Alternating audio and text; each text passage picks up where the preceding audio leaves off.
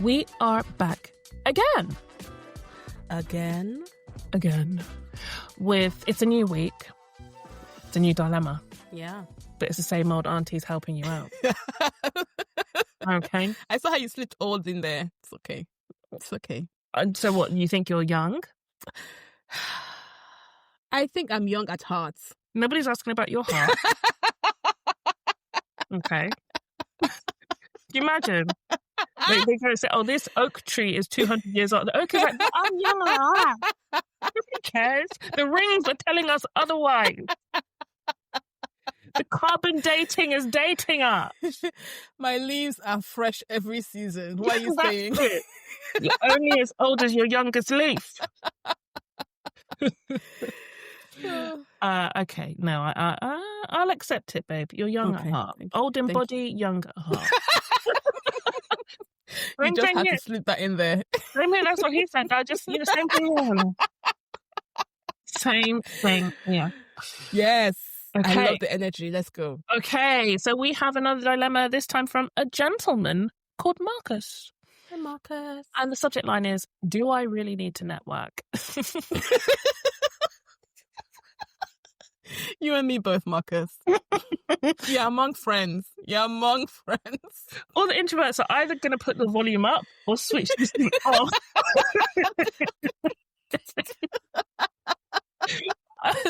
There's a time in my life when if I heard this, I would have switched it off like Peppa Pig. For real. I'll see the way she hung up on that sheep. She's a sheep. Yep. I want to hear that shit.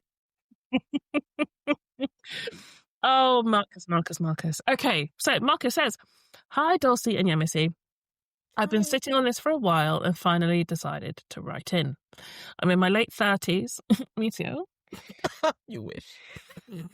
I'm in my late 30s and I'm grateful to say that things are going well. I've been in the same industry for over a decade, steadily working my way up. I manage a small team now, and the next logical step would be moving into a more senior leadership role. But every time I speak to my manager about progression, she says the same thing. You need to raise your profile. People need to know who you are. You're doing great work, but it's happening in the shadows. And the thing is, I know she's right. I've avoided networking for most of my career, and it's starting to catch up with me. The truth is, I've always been introverted. As a kid, I had a stammer and spent years learning to speak in a way that wouldn't make me stand out. Even now, I'm fine with one-on-one conversations when there's a clear purpose, but I dread the informal stuff. I don't know how to strike up small talk on Zoom. I feel awkward sliding into someone's DMs. And when people say things like, just reach out for a coffee, it honestly makes me want to run and hide. I've told myself that if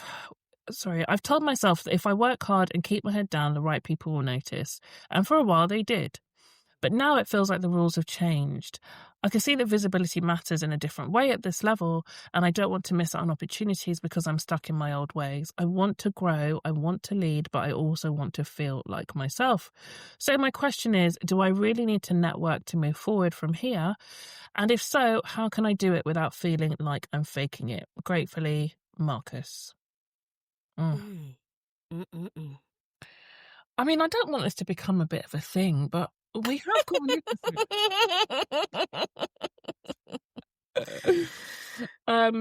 we have you covered, Marcus. Don't worry. We do. Help is here. Help is. Oh, it's like super nanny. I'm on my way. I love that. Do you want to start or shall I? You start. You go. Okay. You go. Okay. So your question is, do I really need to network? Now, listening to where you are, what you want, the really simple answer is yes. And I know you're going to be like, fuck's sake, man, why'd I write it? Tell the introverts, don't switch off yet. Me, okay? The ones that hung on for like... It might feel like I betrayed you, like I'm dangling you at the cliff's edge, but don't worry, I've got you, okay? Yes, you do need to network, but no, it doesn't need to look like those tosses on LinkedIn, okay? No, absolutely not. Now, anyone who's listened to this probably for more than 20 minutes of any episode, you've heard me talking about how much I hate LinkedIn. But really, what we've talked about many a time on this podcast is pretentious behaviour and how, unfortunately, I think a lot of our professional environments, there's a lot of pretentiousness or pretension or whatever the proper word is. But performative.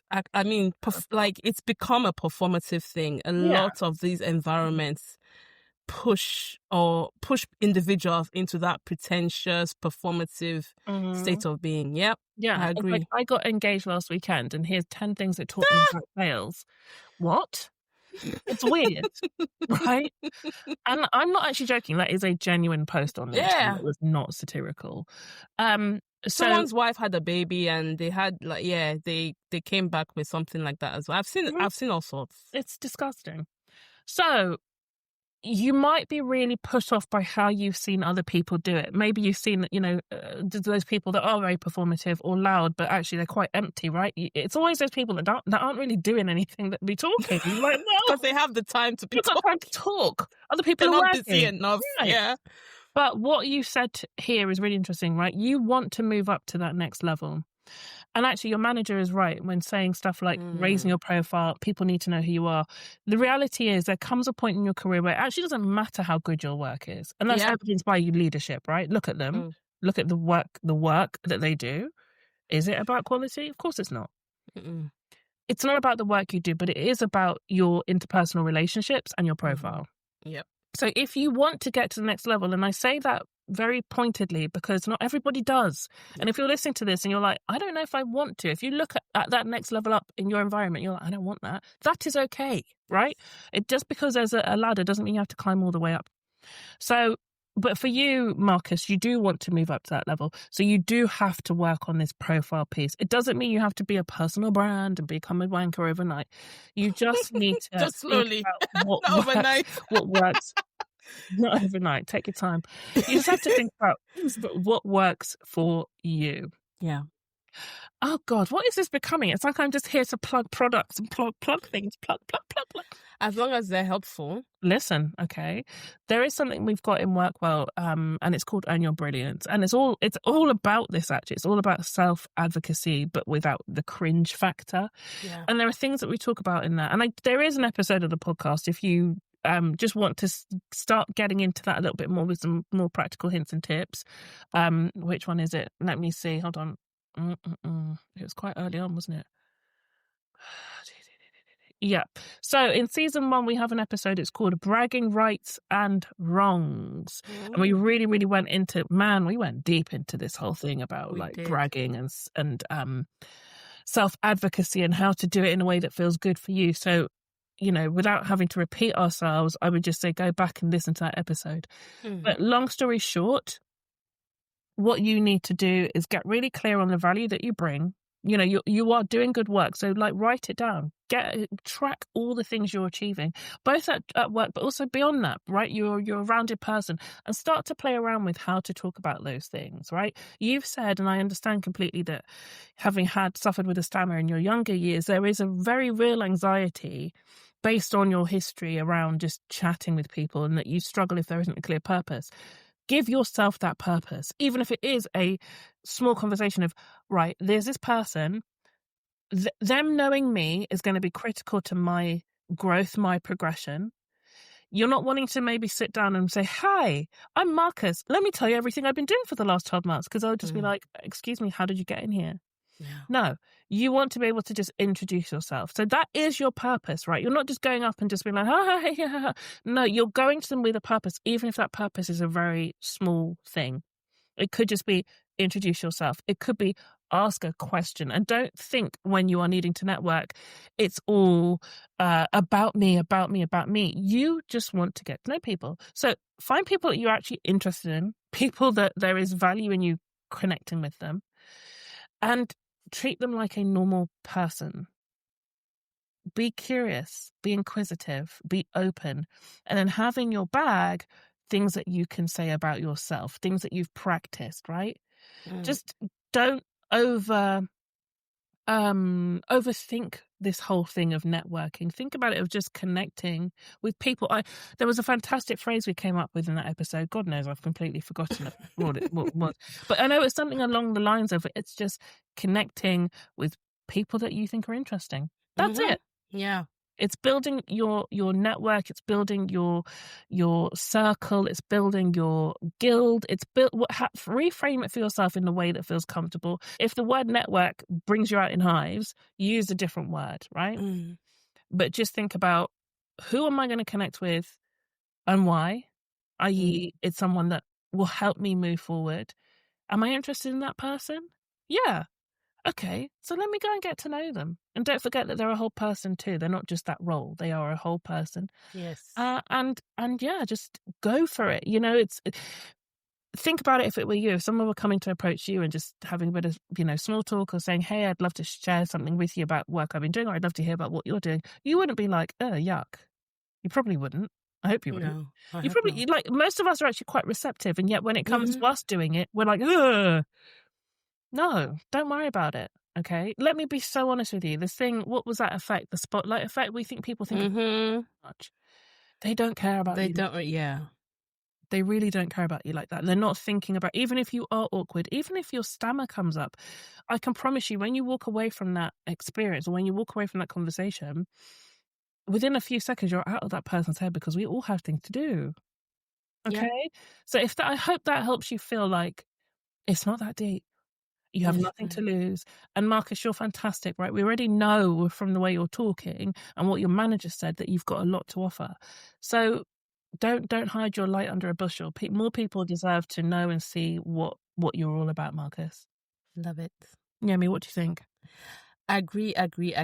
And it's funny when you were talking about just that spotlight effect.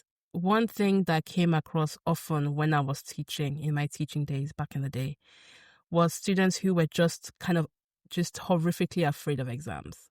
Horrifically afraid because of just that feeling of being tested. The anxiety was through the roof. And so my solution to that was to have weekly, very low stakes. They didn't get, there was no stakes involved here. Just weekly assessments of the very same things we're going to see in an exam.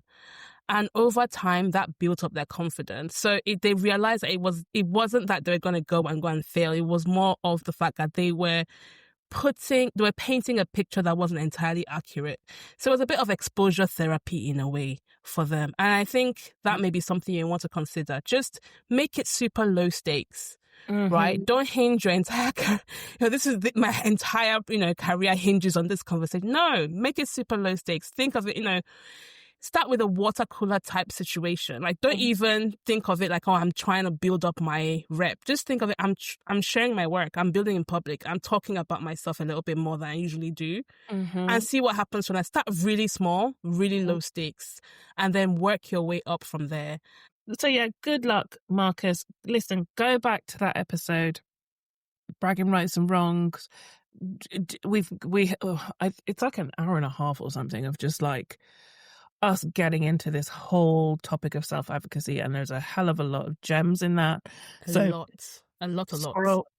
Scroll up, listen to it, do, and you'll be absolutely fine, you lovely, lovely chap. All right, good luck, Marcus.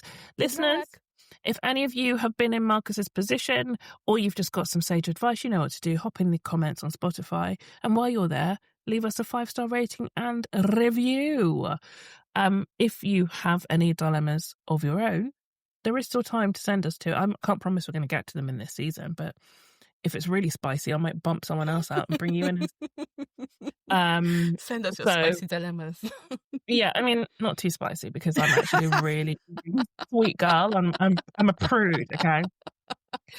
So yeah, just keep it PG. But yeah, send it to dilemma@thisisworkwell.com, and if we're able, we'll get to yours too. Otherwise, we'll see you in a few days for yet another dilemma. Bye.